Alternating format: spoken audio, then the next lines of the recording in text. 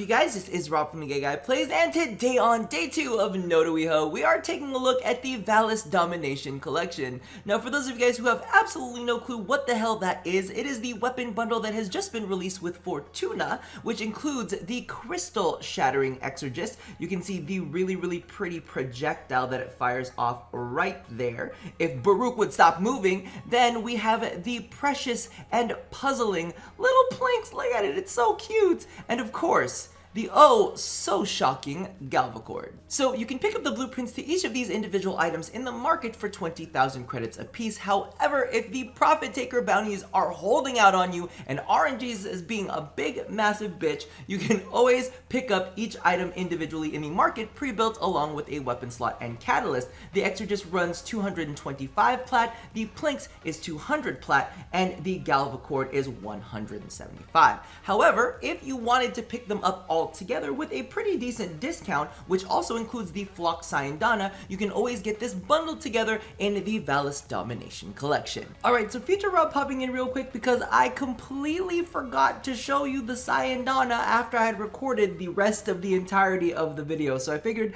that we would go ahead and interject real quick. So the Flox Syandana is included in the bundle, and as you can see, it's a corpus-inspired Syandana that responds to the wearer's well-being, unfolding in response to damage. As you endure, the Flox unfolds. So this is what it looks like when it's unfolded, and then this is what it looks like when it opens. So it's like a little box on your back, which is really odd, so I'm sure you'll want to take damage ASAP if you want to get your fashion frame on. I feel like it's a weird choice of you just having a box on your back, but I mean, it looks kind of cool once everything is said and done. Regardless, let me go ahead and pass it back to Past Rob. Boop! Starting things off, we have the Exergis. Feel the kick of this Corpus shotgun as it shatters a high-yield crystal into anyone and anything standing in your way. Now, if I'm gonna be completely honest with you, this weapon absolutely freaking broke my heart. I could feel the potential in this as I started to level it up and put more mods in and play around with builds. I was like, ooh, you could have been so good if you were not a Mastery Rank 8 weapon. Legitimately, every time like I felt like it was getting good, I could feel Mastery Rank 8 like reining in its efficacy. I was like, oh, god damn ya. As you can see, its base critical chance and critical multiplier are pretty low, sitting at 8% and a 1.4 times multiplier. However, I don't feel like that's the downfall of this weapon, because if you take a look, its status chance is absolutely disgusting at 36%, meaning you only need 3 status elemental mods to like get it to 100. Oh, it's very juicy, but we're not even done, because you pair that with a high base damage with slash leading the pack on its IPS. That's a lot of slash damage right there. Very excited. In fact, we can't even call it IPS because it's IPS and then also radiation, because why not slap even more damage on it? I believe this is the highest base damage of any non-Arcwing weapon currently in-game. So we always say currently because we never know what's going to happen next. DE likes to play around with that. Now, even though it has a pretty quick reload speed and built-in punch through, which is always nice, the thing that absolutely kills this weapon for me is the fact that it has a magazine of 1.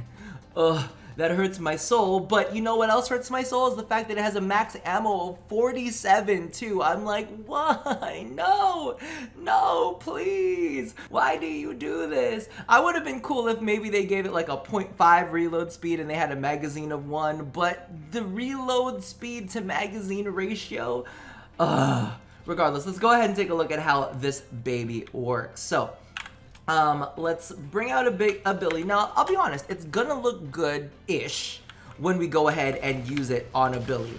As you can see right there, those slash procs are absolutely fucking...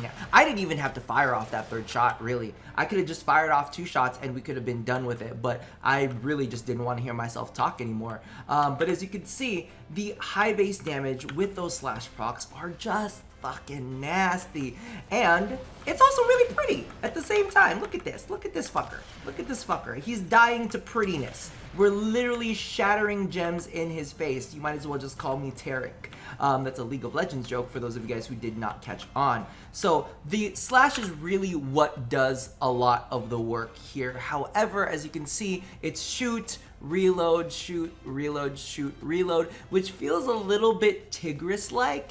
However, the thing about it is, because of the fact that you have such a low max ammo pool too, even though you have a lot of punch through that goes along with it, if you have to clear out lots of enemies at once, unless they're all lined up or like in a really tight group, you're not going to be able to hit every single enemy. So you're going to burn through your ammo fairly quickly, and you're going to be reloading in between every shot. Now, if you got a nice tight hallway, which I've got a nice tight hallway, you could just shoot straight down that nice tight hallway and clear out a whole lot of enemies at once. But unfortunately, that's not the way, that's a great scenario to pitch, but that's not always going to be how it is. So let's go ahead and take a look at my build right now. So I'm going to give you a couple alternatives, but this is what I ended up really falling in love with. We can see we have the base kind of mods there. I went ahead and put in a Seeking Fury to give it even more punch through and more reload speed. Now, I could go with even more reload speed if I really wanted to, but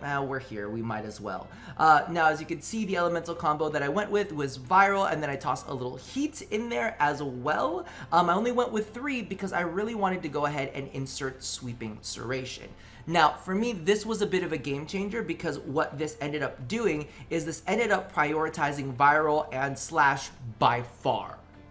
And like I said, that this weapon really runs off of its slash. So for me, I just went ahead and embraced it. Originally, I did have Blaze in there, and I found that the slash was more important than Blaze. Even though Blaze would give you more base damage, the Sweeping Serration just helps prioritize that specific status proc, which for me, I feel like this weapon is better suited to do mechanically. Then we have Vigilante Armament in there because it's multi-shot, and multi-shot on a shotgun that has a lot of status in it is just gonna make it even extra juicier. So that's my current setup. However, if you did want to go with Blaze for, I guess I would put it like lower level content where you basically just one-hit kill everything with this weapon anyway, feel free to do that as well. Sweeping Serration I'm using mainly to wear away at larger, heavier targets. So just keep that in mind. That's an option for you guys to play around with. Now, we're actually going to go ahead and leapfrog over the Plinx because I want to have a little chat about that one at the end. So we're going to move on to the Galvacord. Shock and maim with this heavyweight retractable whip, which I find to be really funny because I used Maiming Strike on this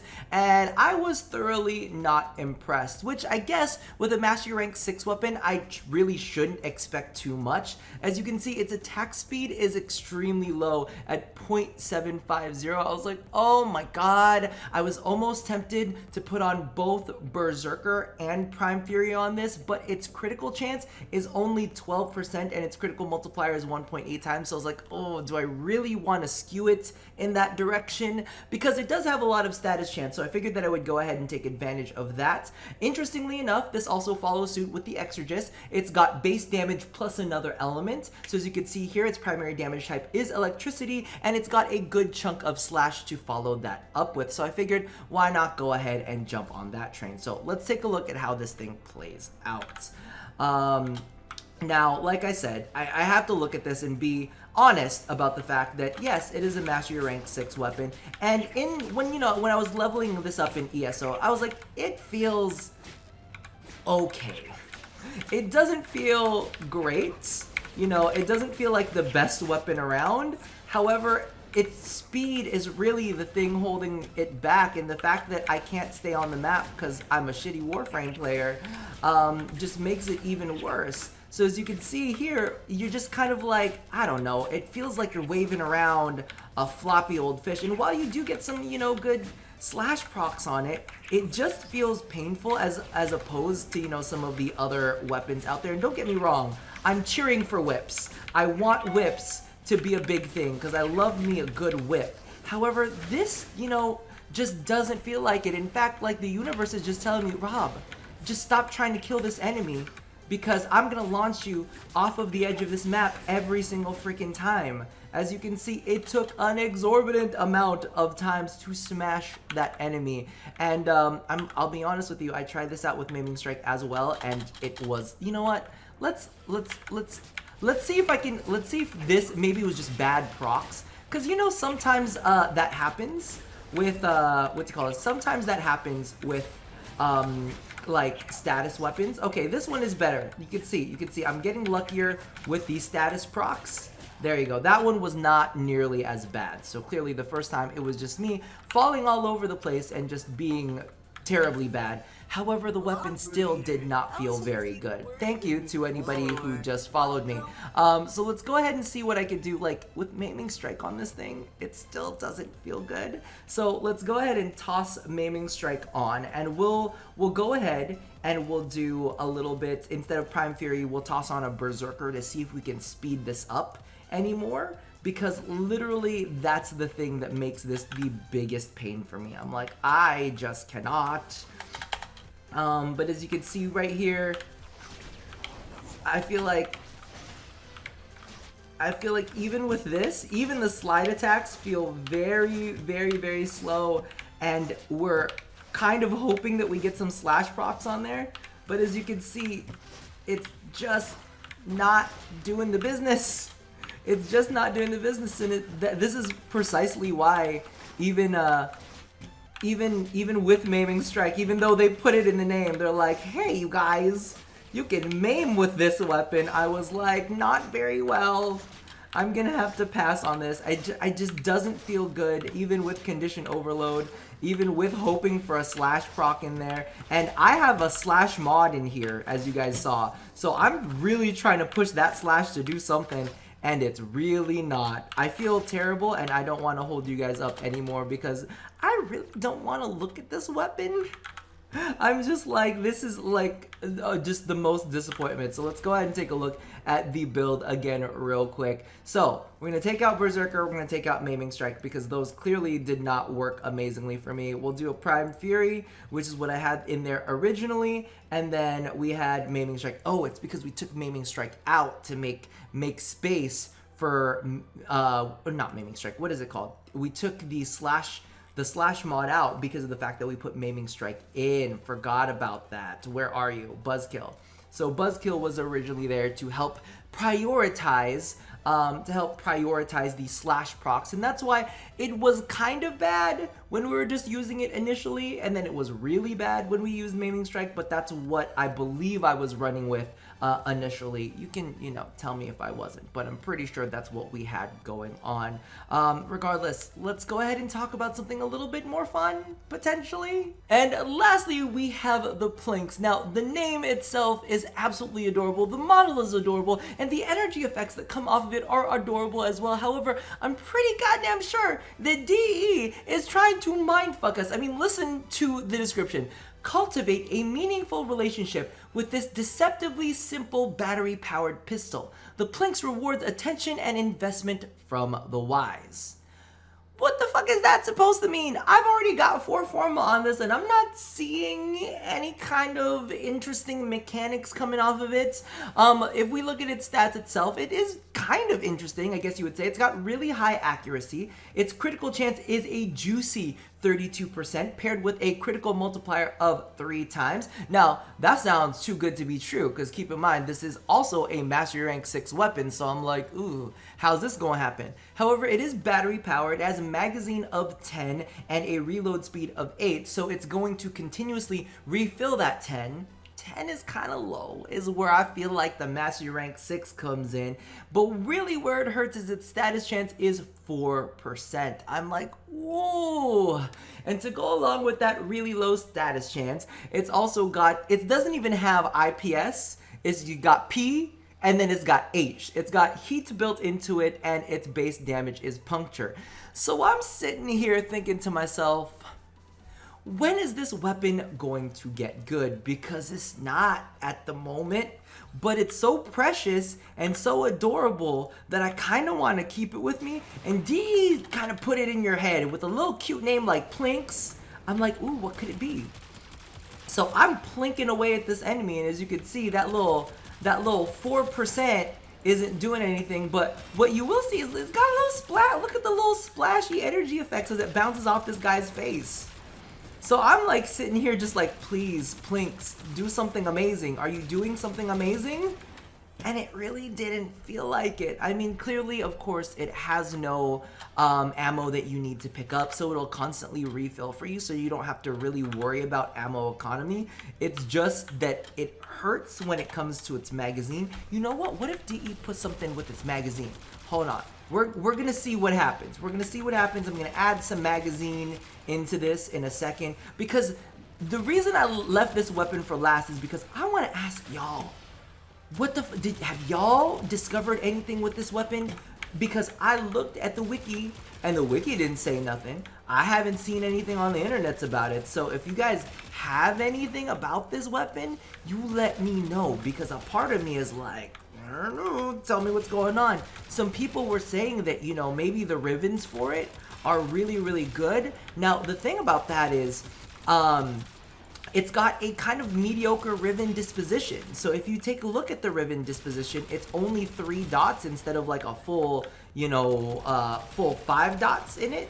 So I don't know if its rivens are powerful. Maybe it's super powered if you get your hands on a riven. I don't know. If it is, listen, somebody get me a riven. We'll roll that shit till high heavens. But let's go put maybe some max ammo mods in this. Maybe because we're being wise. Maybe because we're wise by putting max ammo mods, that it'll be like, oh, they know what they're talking about. So let's do ammo real quick.